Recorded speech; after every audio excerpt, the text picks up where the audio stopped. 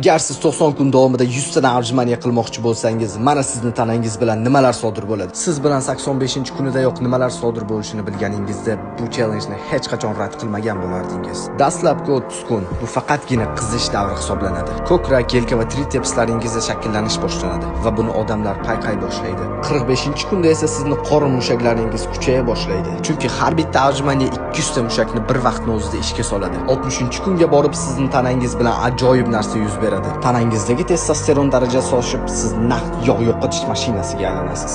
Asosiy o'zgarish esa 75-kun boshlanadi. Yuqori tanangizdagi kuch siz hech qachon tasavvur qilmagan darajaga yetadi.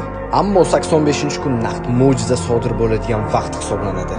Tanangiz kuch chegarasi degan bosqichga yetadi va siz 100 ta arjimaniyani hech qanday to'xtalishsiz bajara olasiz. Mushak tolalaringiz nihoyatda zichlashadi va modda almashinuvi 24 soat davomida yuqori darajada bo'ladi. Qomatingiz to'g'rilanadi, yelka og'rig'i yo'qoladi, hatto suyaklar zichligi ham oshadi.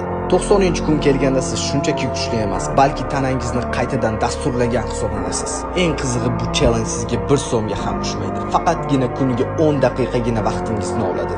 Endi shuni bilishingiz kerakki, bu challenge 85-kunigacha faqatgina 3% odam yetib boradi. Agar siz ham 3% odamning ichiga kirmoqchi bo'lsangiz, kommentga boshladik deb yozing va Sportnext kanaliga obuna bo'ling.